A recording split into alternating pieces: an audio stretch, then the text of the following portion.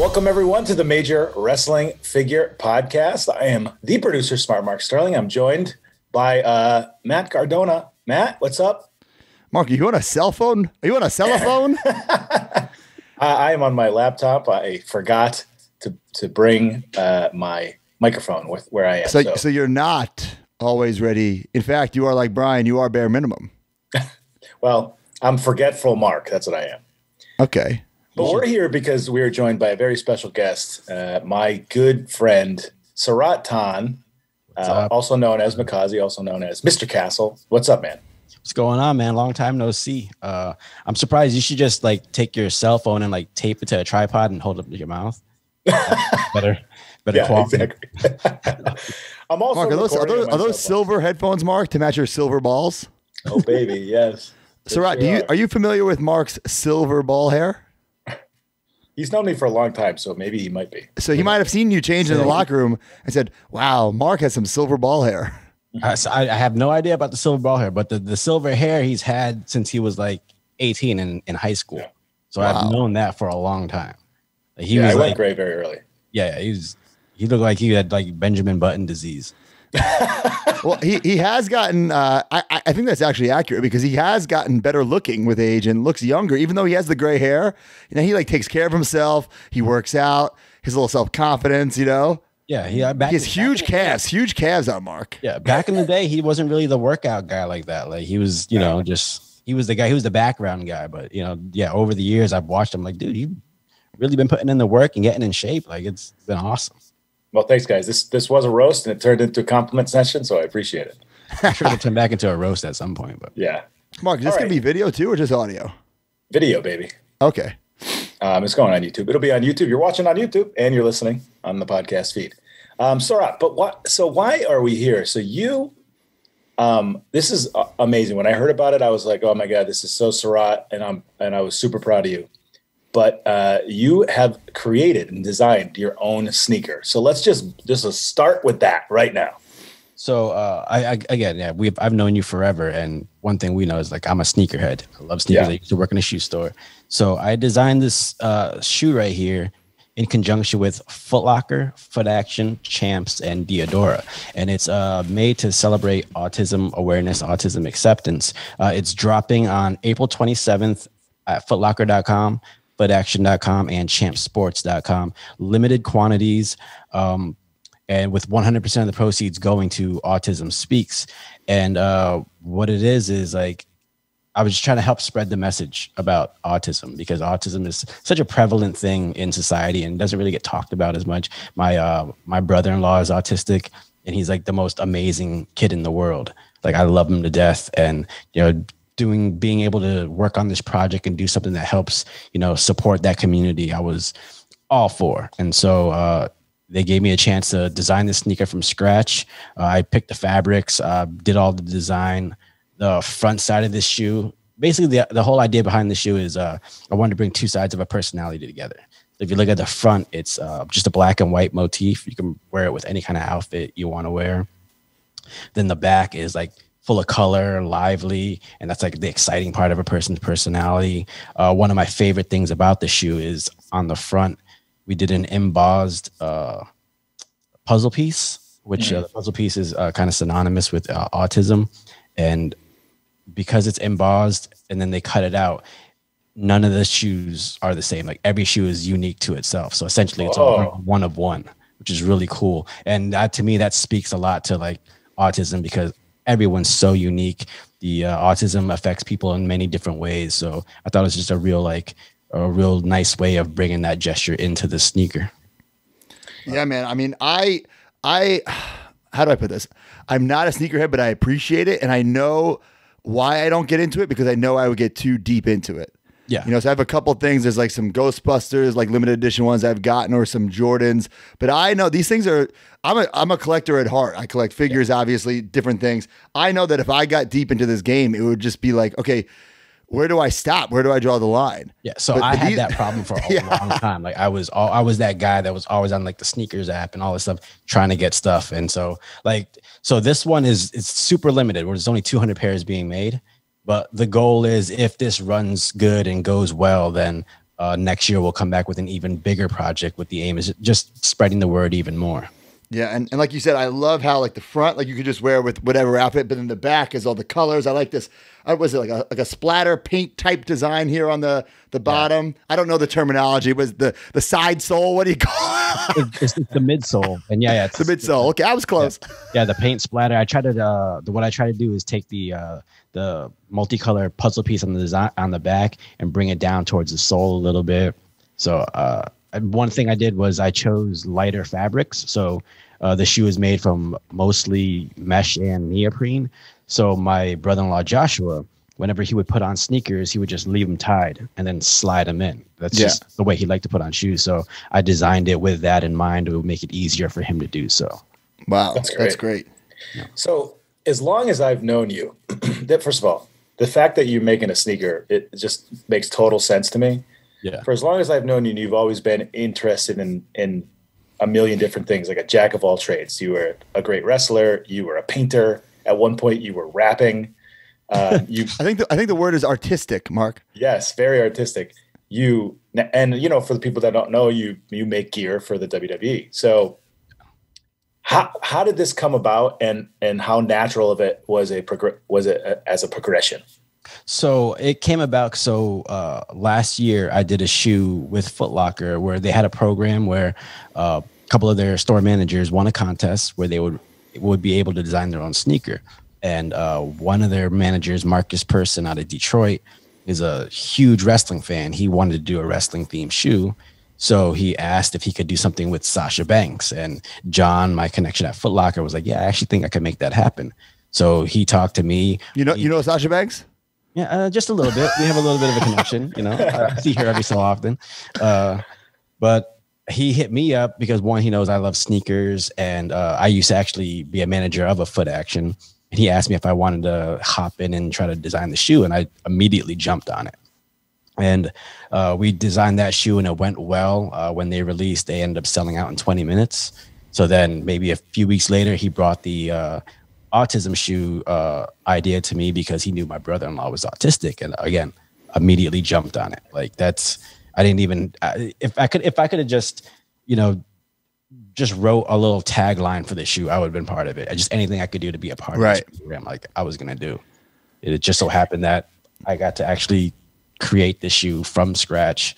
And come on, as a sneakerhead, that like having your own shoe that's going to be available in stores, that's again, check off the bucket list. For sure. Now, I'm going to ask a question. Now, forgive me if this is an ignorant question, because like I said, I'm not deep into the sneaker community. But so the box, I love the box too. Again, very colorful, matches the shoe. Yeah. So in the figure game, if we keep something in the box, we call it like mint in box. And then if you open it, it's called like loose. What is the terminology, or is there even terminologies, if you're going to keep a sneaker in the box, or if you're going to open it and wear it, or open it and display it? Are there like insider terms that you sneaker guys use? So I'm not as big into collecting sneakers as I used to be. So I don't know if there's any like specific terms for, and if you still have the packaging in, in mint condition. Right. I have no idea. Not really sure. I hope people will keep the box in mint condition, because I actually designed the packaging as well. So yeah, I mean, everything about it. It's such a, I mean, I can't, like I said, I'm not a sneaker guy, but if I love sneakers and was very like into creating stuff, this would be like a dream project for mine. So I'm glad that you got to bring it to life. Yeah. It's like, I mean, it's again, like one of the things that used to stick out to me was the packaging that shoes came in. So like when the Jordan 22 came out, they came in like a little base, popped open. Each sneaker was in its own little like sack, and something like that was just amazing. So like being able to be put a little touch onto the packaging, have it working in conjunction with the sneaker was like a no-brainer. Like the minute as I was designing, I was like, hey, can I do the packaging as well? And they allowed me to just take a stab at it, and that's what we got. I actually have a T-shirt that goes with the shoes. Oh, cool. Oh, plug away, baby. That's what we're here for. So the T-shirt will be available at the same time as the shoe. It has just a really simple design on it, and it is like this. If you're watching on YouTube, that's awesome. Yeah, for the audio guys. So it's a picture of a painter painting the multicolored puzzle pieces across the chest of the shirt. And the whole idea is it's just spreading the message, just starting a conversation. The whole idea behind the shoe is I wanted it to be inherently like autism awareness, autism acceptance. Like when you saw the shoe, that's the first thing that popped in your head, because I wanted to start a conversation. Oh, you have these shoes on. What's your connection to autism? And then that gets the ball rolling. I think nowadays, a lot of people are afraid to talk because they don't want to offend someone. They don't want to say anything. So if I can do something that can help break that ice, then let's go. That's yeah, great.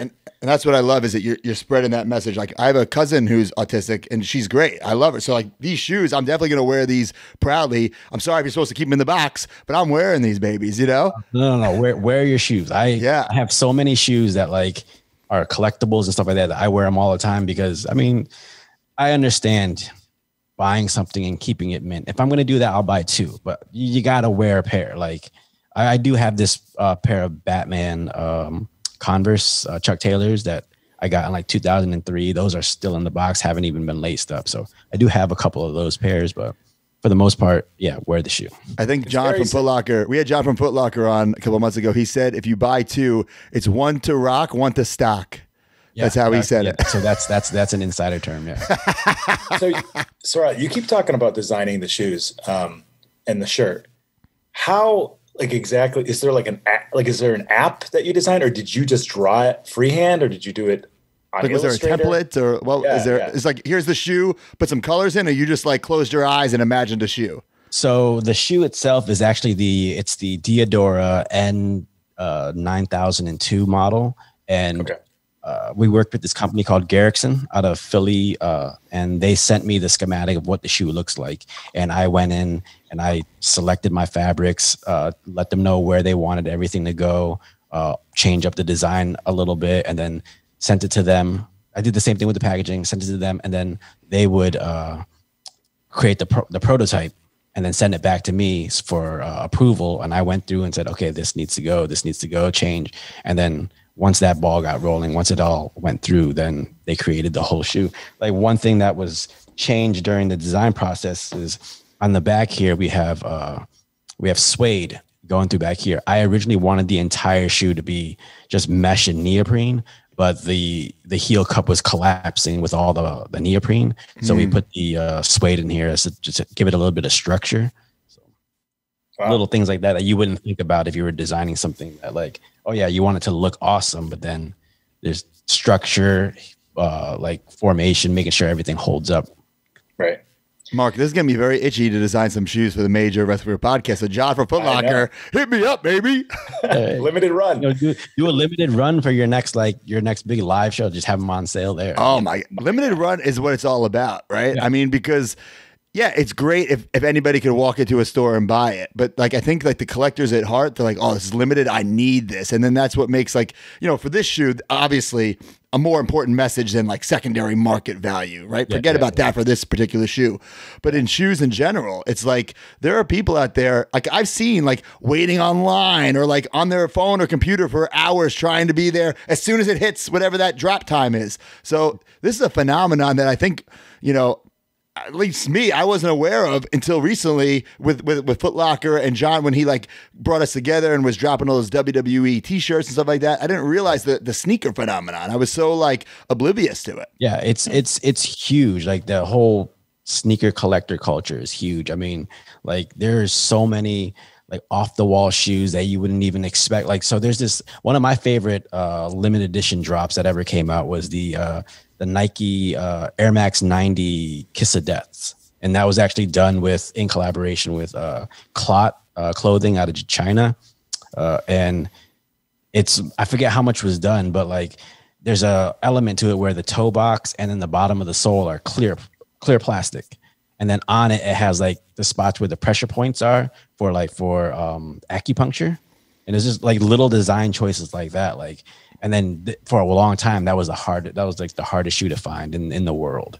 So wow. There's little things like that. Like if you delve deep into the sneaker culture, you'll see shoes like that. One of my favorite shoes that I want that I haven't bought because they're way too damn expensive is the Wu-Tang Nike Dunks. Like I think there was only 50 of those made. Oh my God.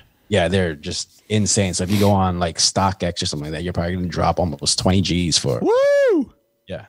Yeah. So when you talk about 50 made or 200 made on a shoe, what does that mean for sizing? Do they make like, 10 sevens, 10 eights? Like, I think so. Yeah. Because it's a limited run, I think they try to keep one, it's a unisex shoe. So any, Oh, it's very important to know for this. Yeah. Yeah. So, but because it's a limited run, they try to go with the more popular sizes so that people can, there's more out there for people to get.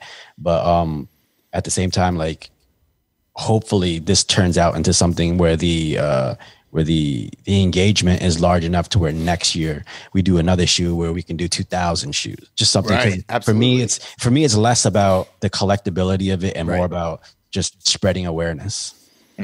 So, well, speaking of collecting.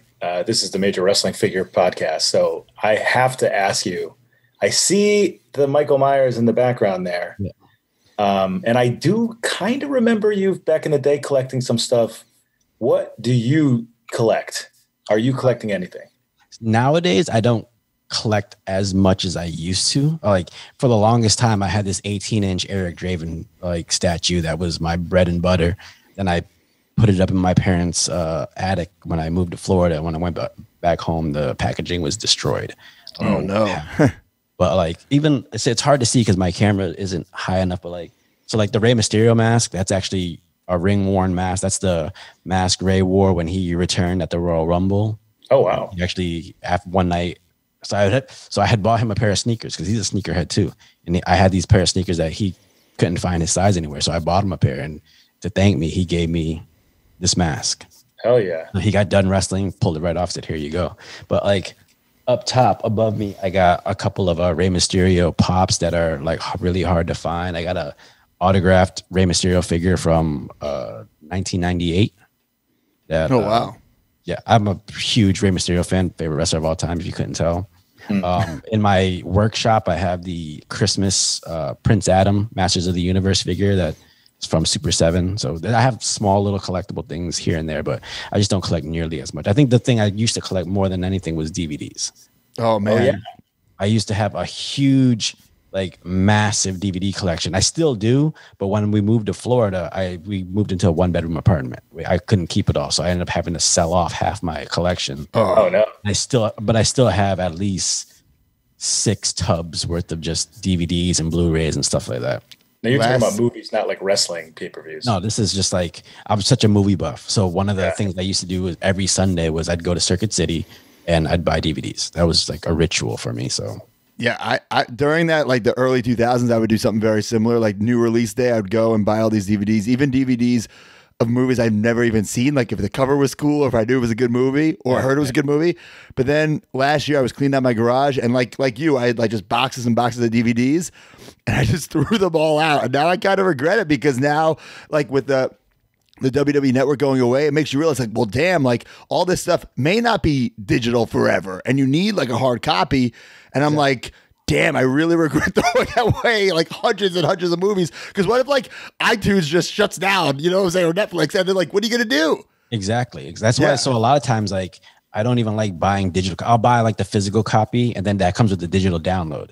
And then that's, to me, that's the best of both worlds. But sure, like, I think a lot of people today, like, they just don't understand the pleasure of taking a DVD home, popping open the plastic, sliding it out, and popping it in a DVD player. Like that's so much, brings so much joy to me that like it's so nostalgic. I love just popping that plastic off and being able to watch a new movie. People are starting to get back into VHS, believe it or not. Sarath. Yeah. Well, actually, so there's in Massachusetts, there's a store called Newbury Comics. And hell yeah. Yeah. Whenever I'm back in Boston, I go there all the time. And I was there maybe like this past winter. These cassette tapes. They're starting to sell cassette tapes and Walkmans again. Like I freaked out. I almost bought up like everything there. I was like, holy shit. Like, sorry. I don't know if I can say that word on this podcast, but yeah. We let Mark will bleep it. fly. Yeah. Mark will bleep. Oh, we're going to keep the shit? Oh, we always keep the shits. Oh, we keep the shit. Okay, good. Shit. Yeah. Like, it's that whole nostalgia era. Like I have a record player, and I've been collecting some vinyl and stuff like that. So yeah. That's pretty badass. You always have your toes in many different pools, I guess. Yeah, I don't like being pigeonholed into anything. If I like it, I like it. There's no sense in having a what is it called? A guilty pleasure. I don't believe in guilty pleasures. If you like it, you like it. Go for it. I think that's the beauty of collecting. There are no rules, right? And nobody's collection is better than anybody's. It's what you want to get, whether you want some DVDs or sneakers or figures, or it doesn't matter, comics, it doesn't matter. You can get whatever you want. Like, who cares? I think like back in the day, we would all like kind of, oh, I don't want to display my toys or like tell people I collect comics, but now it's cool. It's like, it's the in thing now to buy things that you love. Like, why wasn't it this whole time? Yeah, exactly. I remember back in the day, Mark used to work at a sneaker store, and he was starting to get into like the sneaker stuff. Are you still collecting sneakers like back in? Not at all. I mean, when I worked there, you're around the shoes so much, you would just like start to like really like them and buy a bunch. Yeah. But I have literally, since I quit that job, I have been just buying $25 Marshalls shoes since then, or, Converse or whatever. So that's all I wear now. You can find some gems at Marshalls. I remember it wasn't at Marshalls. It's when JCPenney became like kind of an outlet store, the one in Springfield. I went there searching one day, and I found a pair of like Manny Pacquiao Nikes. Oh, wow. Yeah. Like, that's hard to find in general, but the fact that they was just sitting there in a JCPenney on the rack, no one even knew about it. Like, I grabbed it up like that. Right. So do you know that Mark, before he puts on his sneakers, he puts on his sex socks? Do you know about this? This is the new phenomenon in the Major Wrestling Group podcast world, that Mark has these sex socks that he just wears constantly, even when he goes to bed with his wife. Do you know about this? I don't know about it. What do they have, like gel grip on the bottom or something? we're trying to figure that out. He just keeps them on constantly, and I was just wondering, is this something that he had from back in the day, or is this a new thing? I was wondering if you could provide some insight. Oh, I have no idea. I know that's something new that I just learned about Mark. I've known Mark since I was like 16 years old, and I've never heard that at all, ever. So the sex socks are a new thing. Okay, good to know. Yeah. Well, 16, you don't really know what sex socks are, so you have to learn about that a little bit. That's him. We don't go that far back, but we did a couple indies back in the day together. Yeah. We teamed in like a 6-man in like what was it, PWF New Jersey or something? What was it? It was like us, me, you, and like I think it was like the Storms, or I forget who else was in the match, but like, yeah, I looked completely different then. I might have had the bowl cut then, or like really short hair, like neon yellow pants. But Mark, you're gonna love this. On the podcast, we have like a That's So Broski, like something. So like I'll tell a story. So I was like, oh, that's so Broski. So I knew Sarath. I teamed with Sarath. And this must have been like 2015-ish, around there, maybe a little earlier, 2014. I injured my shoulder and I was out for like 2 months. So I wasn't going to the TV at WWE. And Sarath had started working there. So like I come back 2 months later, there's just like some guy making gear, and I don't think anything of it. Like, I don't say hello to him, nothing. Like a month or so goes by, and then like, I'm like, who is this guy? And I think it was maybe Brian Myers or Kofi said something like, oh my God, I teamed with him once. And I went up to, I never forget, like, I think we were in catering in the hallway, and like totally apologized because I didn't say hello to you for like a month. And I felt like such a dick. You say hello to the new employee anyways. Well, sometimes I'm just sitting down doing work. So sometimes you just see the guy in passing. Like, it's just, like I remember, I think it was Brian that told me that, and we were just laughing about it because I was like, okay, that's sounds about right. Because like, do you remember? Brian, did you remember when he like became Zack Ryder? Were you like, oh yeah, I teamed with him? Yeah. So because they got like back in the day, when I was doing like a lot of PWF shows, like Brian actually went to school right down the street from my house. He went to Winnick, and so we did a couple shows, and I think just for PWF down in like Rhode Island. And then when I found out he went to school down the street from me and him started traveling the shows together. And so like I was familiar with him. And then when he brought it up to me that, like Broski had no idea who I was, or like that it was me backstage the entire time. I just like, well, you looked different. You had glasses, you had like a different look. And also no excuse, but I was like, this guy, like I would have went up to him for day one, but I had no idea. Well, yeah. So like I put that picture out like a couple months ago of me and Mark when we first started wrestling, and I look like Mowgli from the Jungle Book. Like,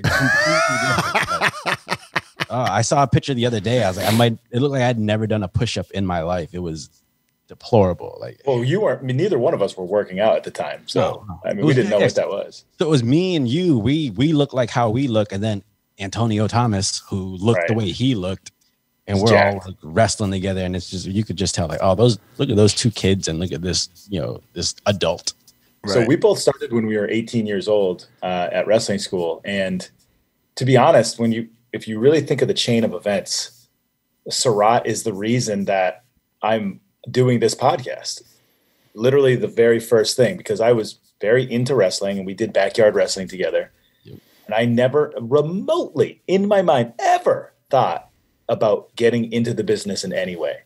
And Sarath one day was just like, first of all, Sarath didn't drive. He didn't have a license or a license until I graduated high school.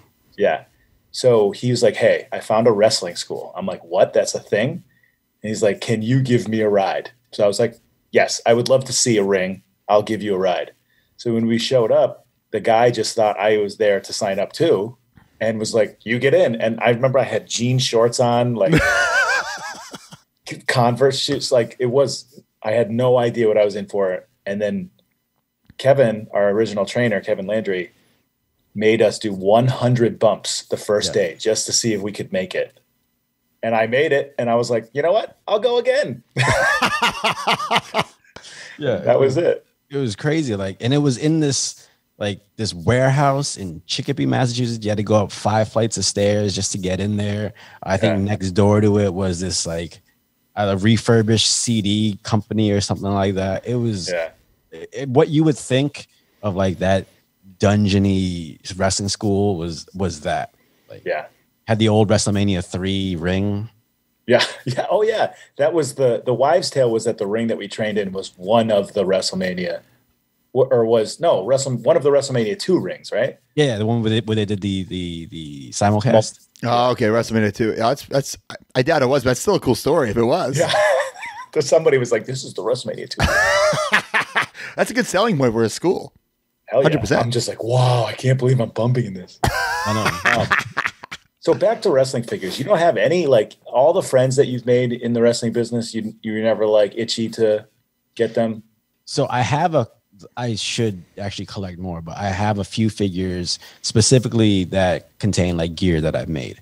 And so I would have to say that's an absolute must. Like, whether you collect figures or not, you got to get those. Yeah, so the thing is like I make so much gear that like sometimes I forget what figures are being made with gear that I've made. So like I have like, so obviously all the Sasha ones. I have some Bailey figures. I have like the Seth Rollins where he has the Chicago Bears theme figure. But yeah, I need to go in there and I got to hit up, the guys at Mattel and be like, hey, which figures are coming out so I know which ones are sets of gear that I made. Like they're actually, I think they're going to do scans of all the, a lot of the new sets that I just did for this past WrestleMania. Oh, wow. So, yeah. Oh, wow. I know you did a Triple H WrestleMania gear set, right? So I started doing Triple H's WrestleMania stuff. I want to say not Santa Clara, but the Mania after that. Like after Santa Clara, that's when I started making all of Hunter stuff. That's cool. Yeah. And then so you guys collect. You at least have a few of all of Sasha Banks's figure. We have like we have all her figures, but we have a nice little stockpile of them. Her figures, her pop figures, things like that. Just that Star Wars figures coming out. Got to get that. Yeah. What do you think of that? Yeah. So I've already had friends like sending me pictures saying, "Oh, look, like I've already pre-ordered and stuff like that." But yeah, I'm waiting for that to hit the house. Like come on, you have a wrestling figure and a Star Wars figure. Bro. You got the DD2 Boba Fett. Like, come on, that's absolutely insane. Like me, cool. I'm a pop culture like junkie. So the minute I found that out, my mind was blown. I was running around the house. Did you have to like explain it to her? Like, this is awesome. So what happened was like when she got the call saying that like, oh yeah, Jon Favreau wants to talk to her about something that he's doing for Disney. I already knew what Jon Favreau was working on for Disney, but I didn't want to like jinx or anything and say anything. Right. And after she got the FaceTime phone call, she says, he wants me to do Star Wars. Like, yes. And I just, oh my God. Like, I was happy enough for the both of us. Sure. Right. It was insane. That's cool. And I'm sure there's going to be more than I'm sure they're going to make a Funko Pop. There's going to be some other things too. So that's really, really cool. I mean, she's going to be like that de facto badass like Mandalorian girl. So hopefully it keeps going. You know, fingers crossed that it, you know, becomes a lot more than what. I mean, she tornado DDT'd Boba Fett. Exactly. Doesn't get cooler than that. Star Wars characters live on forever. I mean, literally background actors get action figures. So like Mandalorian is based off of Boba Fett, who is just a tiny little character who got killed by, or not killed, but like got beat by a blind Han Solo. Like, right. And he became like the most badass like bounty hunter in the galaxy. So yeah, it can do anything. Exactly. That's true. There could be a walk around character of her at Disney in the Galaxy's Edge. Like, you never know what's going to happen. Like, I told her, I was like, it's going to be crazy when I come home from the road or something. I walking through the airport, you know, the tram at the Orlando airport. And all of a sudden I see her dressed as a Star Wars figure on the tram. And I'm like, all right. That's pretty badass. That's cool. Well, let's do one more plug for these sneakers. Very, very important, very limited, but for a great cause. I think that's the most important part. Yeah, so this sneaker is going to be available this Tuesday, April 27th at footlocker.com, footaction.com, Champ Sports. 100% of the proceeds are going to Autism Speaks for autism research and support. Just more than anything, just help spread the word. Let's help normalize a conversation about autism. Actually, if you look inside, you just looked in there. One thing I did was I put a footprint on the inside. Oh, that's cool. The whole idea is, you know, you're walking in someone's shoes, you know, and that's just kind of the message I want. Is like, if you can walk in someone else's shoes, if you can understand, you know, their story, it's just going to allow for a lot more understanding and development. And I think understanding starts with the conversation. And once the conversation gets started, then it can just bridge the gap between anything. And that's the hope I try to bring with these shoes. That's great. I'll be wearing these for sure. I just noticed the autism awareness on the laces. So much detail on these things. Yeah. And then it comes with white laces and with yellow laces. Oh, I'm putting those yellows on, baby. Yeah, I like the yellow laces a lot. 100%. Yeah. Hell yeah. There's a whole lot of like small detail on there. On the Diodora logo on the side, I actually use like the 3M reflective. And so that kind of represents, you know, that every person should be seen and not, you know, hiding in the background. Like we should be at the forefront and be able to have a upfront conversation. So that was the idea behind the 3M reflective. There's a whole lot of little, you know, design gems in here if you just go and take a look. And that's super. I love the amount of thought put into that. It's so cool. Yeah, that was huge to me. Is just like, I didn't want it to just be, oh, this cool color and this cool fabric. Like, if it was going to be on there, there was going to be some thought and some emotion behind it. I tried to do that with all the gear as well. Like all the wrestling gear I work on, I always try to put some kind of hidden story that's just unique to the wrestler themselves. So I tried to do the same thing with the sneaker. Well, we say on the podcast, that's so broski. I feel like this whole thing is so Sarath, just the detail and the research and all that stuff. So great job, man.